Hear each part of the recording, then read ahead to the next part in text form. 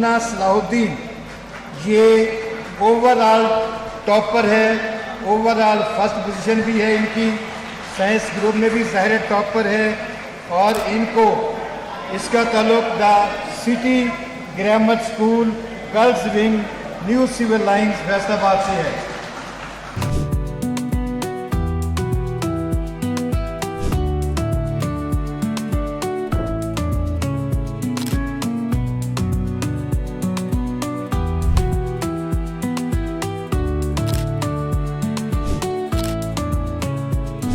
किसी चीज़ को भी अगर हम सर पे सवार करेंगे तो फिर वो वाकई में सर पे चढ़ जाएगा, इसलिए आप किसी चीज़ को सर पे सवार मत करें। अगर पढ़ना है तो फिर टेंशन फ्री होके पढ़ें। क्या आपने पढ़ना है, आपको कोई फ़र्क नहीं पड़ना चाहिए। अल्हम्दुलिल्लाह लैपटॉप मिला है, 20,000 कैश मिला है, तो मैं बहुत खुश हूँ। और जो लड़कियाँ खुश नहीं हैं प्लीज़ खुश हो जाओ। किस चीज़ से खुश हो गए यार। तो हमें थोड़ा ये अंदाज़ा था कि कोई ना कोई पोजीशन होगी, लेकिन फर्स्ट पोजीशन का हमें बिल्कुल अंदाज़ा नहीं था। बहुत ज़्यादा स्ट्रिक्टनेस नहीं है, यानी जो बच्चे हैं उनको हम यानी कि टाइम देते हैं कि वो ये पढ़ाई का टाइम है, आप उसको पढ़ें, और जब खेलने का टाइम होता है, वीडियो गेम्स हैं जो बच्चे वो भी खेलते हैं, तो वो उनको हम यानी कि इजाज़त है, मतलब बहुत ज़्यादा स्ट्रिक्टनेस की आप ऐसा नहीं हर वक्त पढ़ता ही रहना है, ये ऐसा नहीं है। जेन ज़ी जो है इसको हम पुराने तरीके से डील नहीं कर सकते, तो ये हमें थोड़ी सी इस चीज़ को देखना पड़ेगा कि हम नया दौर आ गया है, नए तरीके हैं, बच्चे भी हमारी नई जनरेशन है, उसको हम नए तरीके से हमें और अच्छे तरीके से डील करना पड़ेगा। अस्सलाम वालेकुम नाज़रीन, 9 न्यूज़ हिस्ट्री के प्लेटफॉर्म से मैं हूं आपका मेज़बान मुज़म्मिल अशरफ। नाज़रीन, मैट्रिकुलेशन के इम्तिहानात में फैसलाबाद बोर्ड से टॉप करने वाली उमना सलाहुद्दीन इस वक्त हमारे साथ मौजूद हैं और इन्होंने 1200 में से 1191 नंबर लेकर फैसलाबाद में टॉप किया है। आइए इनसे जानते हैं कि इनका ये सारा जो जर्नी है ये किस तरह से गुजरा है, कितनी इन्होंने मेहनत किया और इनके फ्यूचर प्लान्स क्या हैं। अस्सलाम वालेकुम, कैसी हैं आप? वालेकुम अस्सलाम, अल्हम्दुलिल्लाह ठीक, आप कैसे हैं? अल्हम्दुलिल्लाह। सबसे पहले बहुत मुबारकबाद आपको, और मैं आपकी फीलिंग्स जानना चाह रहा हूँ। जब आपको पता चला कि आपने टॉप किया है तो क्या हो रहा था घर में और आपकी अपनी क्या फीलिंग्स? मैं बहुत खुश थी। जब पेरेंट्स के आप चेहरे पे स्माइल देखते हो तो आप खुद ब खुद खुश हो जाते हो। उस टाइम मैं घर पर नहीं थी, लेकिन जब पेरेंट्स आए मिलने तो बहुत खुश थी। अल्हम्दुलिल्लाह। तो किसने सबसे पहले आपको ये न्यूज़ दी थी? मैं एकेडमी में थी तो वहाँ पर कॉल आई थी, तो उससे मुझे आइडिया हुआ था कि पोजीशन आई है, लेकिन उस टाइम ये भी पता नहीं चला था कि कौन सी आई है, नंबर्स कितने आए। फिर बाबा को कॉल की थी, फिर बाबा ने बताया था कि फर्स्ट पोजीशन एंड 1191 मार्क्स। क्या बात है। रिजल्ट वाले दिन भी आप एकेडमी में थी, इतना पढ़ रही हैं आप? बायो का टेस्ट था तो बायो तो पढ़नी पड़ेगी। तो हाँ, यही बता दें कि क्या आपका कोर्स था मैट्रिक में और नेक्स्ट क्या प्लान्स हैं आप? बायो पढ़ी थी और आगे भी प्री मेडिकल करना है। तो आपको आइडिया था कि आपकी पोजीशन आ जाएगी और आप फैसलाबाद को टॉप कर लेंगे? जब पेरेंट्स आप में बिलीव करते हो तो थोड़ा थोड़ा आइडिया तो हो जाता है, और साथ मम्मा पापा की दुआएं और टीचर्स की सपोर्ट, तो इस सब से थोड़ा थोड़ा आइडिया हो जाता है, बाकी जो अल्लाह को मंजूर हो। तो एग्जाम्स आपके कैसे हुए थे? अल्हम्दुलिल्लाह बहुत अच्छे हुए थे, और उस पर जो मर्जी पढ़ के फूंक दो, बस जो याद आ रहा है वो फूंक दो और फिर नंबर अच्छे आ जाएंगे इंशाल्लाह। सही है। हाँ, अभी आपने यही चीज़ जिक्र की, मैं यही जानना चाह रहा था कि क्या आपने ऐसा डिफरेंट किया था, या फिर आपके पास क्या ऐसा राज है कि जो बंदा पढ़ता है, एग्जाम्स देता है, बहुत सारे लोग एग्जाम्स देते हैं, लेकिन आपने टॉप किया है, तो क्या राज समझती हैं कि किस वजह से टॉप किया आप? जब पढ़ रहे हो तो फुल फोकस से पढ़ना है कि और कुछ है ही नहीं, और फिर जब दुआ कर रहे हो तो फिर भूल जाएं कि आपने कोशिश की थी। बस आप समझ लें कि आपकी दुआओं पे ही सारा कुछ है, और ये 2 स्कीम्स लगाएं तो इंशाल्लाह हो जाएगा। सही है। तो घर वाले खुश हैं, उन्होंने कितना सपोर्ट किया है इस जर्नी में? बहुत खुश हैं, बहुत सपोर्ट किया उन्होंने, अभी भी बहुत सपोर्ट कर रहे हैं वो, इंशाल्लाह आगे भी करेंगे। तो रिलेटिव्स की कॉल्स आ रही होंगी, और दूसरे जो कज़न्स वगैरह आपके क्लासमेट्स होंगे, उनको थोड़ी जेलसी तो नहीं हो रही होगी? दिखाते तो नहीं है, लेकिन क्लोज फ्रेंड्स में तो नहीं होती। बाकी दूर वाले, उन्होंने बहुत बेस्ट विशेस दी हैं। मेरा नहीं ख्याल में जेलसी है, लेकिन कुछ होते हैं 100 में से 1%। ये तो नेचुरल प्रोसेस है एक। तो मुझे ये बताएं कि आपका रूटीन पर क्या था? आप कितना पढ़ती थी, स्टडीज़ को कितना टाइम देती थी? किसी चीज़ को भी अगर हम सर पे सवार करेंगे तो फिर वो वाकई में सर पे चढ़ जाएगा, इसलिए आप किसी चीज़ को सर पे सवार मत करें। अगर पढ़ना है तो फिर टेंशन फ्री होके पढ़ें। क्या आपने पढ़ना है, आपको कोई फ़र्क नहीं पड़ना चाहिए। आप अपने लिए पढ़ें, अपने लिए मेहनत करें, किसी और को दिखाने के लिए तो नहीं करे। तो जितने नंबर आए आप उस पर खुश हो जाएं और दुनिया को रहने दें कि जो जो मर्जी कहे।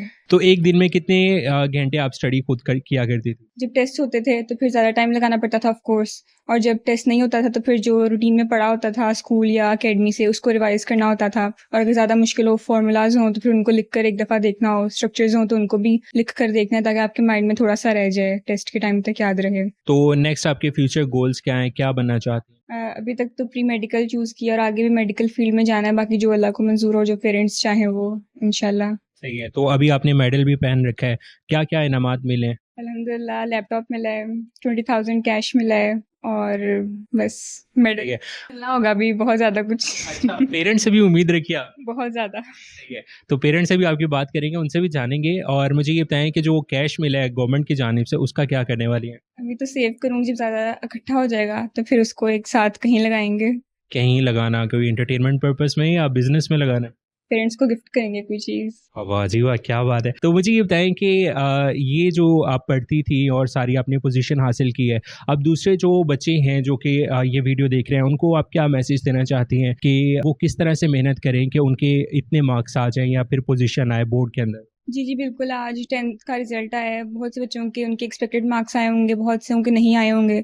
मैं सिर्फ यही कहूँगी कि जितने भी नंबर आए हैं उनको एक्सेप्ट कर लें, क्योंकि मैट्रिक तो बिल्कुल 10% है, अगर आपने एमकेट देना वो 10% है। आप इंटर पे ज़्यादा फोकस करें, इंटर पे फोकस करें ताकि आप एक अच्छे डॉक्टर बन जाए और पाकिस्तान को सर्व कर सकें। तो आपके माशाल्लाह 1200 में से 1191 यानी 9 नंबर सिर्फ कम है, वो कहाँ से कट गए हैं? 3 नंबर 9th में कटे थे और 6 कटे हैं 10th में। 9th में इंग्लिश उर्दू से कटे थे, इंग्लिश उर्दू पीएस में कटे हैं 10th में। सही है। वैसे ये एक स्टीरियोटाइप है कि जो लड़कियां होती हैं वो कभी भी राजी नहीं होती, उनके अगर 99 मार्क्स भी आ जाएं तो वो एक नंबर पे भी रोना शुरू कर देती है। आप अपना पर्सपेक्टिव बताएं, आपको क्या लगता है? आपके तो पूरे 9 नंबर कट गए। बिल्कुल, बहुत बड़ा मिथ है, मेरे लिए तो मिथ है ये। तो मैं बहुत खुश हूँ, बहुत खुश हूँ। और जो लड़कियां खुश नहीं हैं, प्लीज़ खुश हो जाओ। किस चीज़ से खुश हो गए यार? इतने में तो 2-3 लड़के पास हो जाते। सही बात है।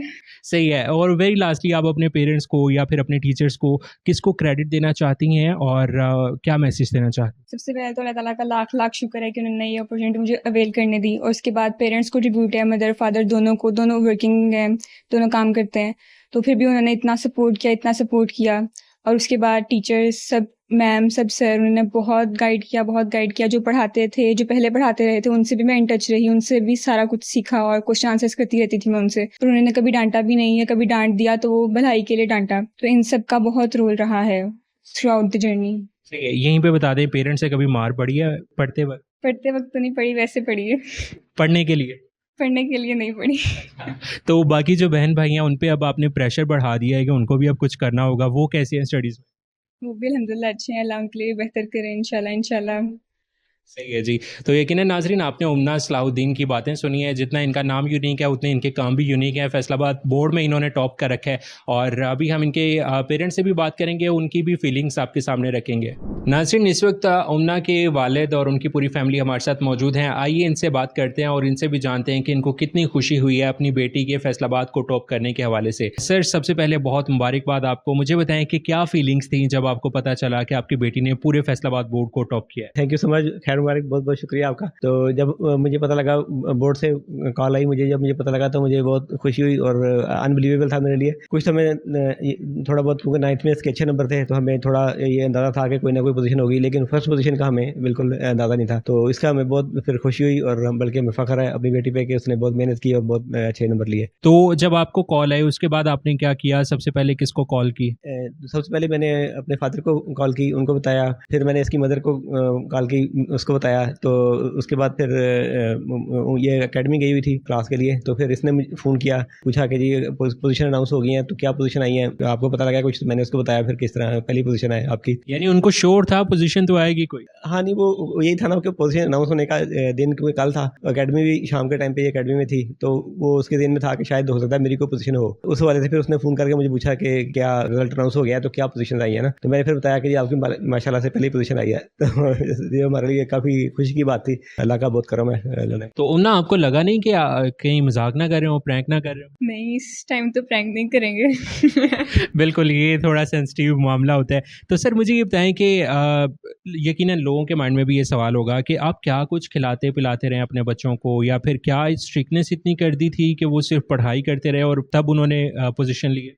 नहीं सर, उसमें ये है कि हमारे थोड़ा-सा जो ना घर का माहौल ऐसा है, बहुत ज़्यादा स्ट्रिक्टनेस नहीं है। यानी जो बच्चे हैं उनको हम यानी कि टाइम देते हैं कि वो ये पढ़ाई का टाइम है, आप उसको पढ़ें, और जब खेलने का टाइम होता है, वीडियो गेम्स हैं जो बच्चे वो भी खेलते हैं, तो वो उनको हम यानी कि इजाज़त है, मतलब बहुत ज़्यादा स्ट्रिक्टनेस की, आप ऐसा नहीं हर वक़्त पढ़ता ही रहना है, ये ऐसा नहीं है। और बाकी ये होता है कि हमें खुद पता होता है कि बच्चे का जो है वो थक जाता है पढ़-पढ़ के, उसके बाद उसको थोड़ा रिलैक्स होना है, उसने आराम भी करना है। वो तो ये ऐसा बिल्कुल नहीं है कि आप सारा दिन पढ़ते ही रहें। तो और बच्चे की जो अपनी जो होती है ना, आप कह लें कि जो बच्चा करना चाह रहा होता है, जो फील्ड चुनना चाह रहा होता है, वो हम उनसे डिस्कस करते हैं। उनको हम पूछते हैं कि भई अब कौन-सा फील्ड आपको पसंद है। जिस तरह हम ऐसे नहीं है कि हम कहें कि जी आपने डॉक्टरी या आपने इंजीनियर ही बनना है।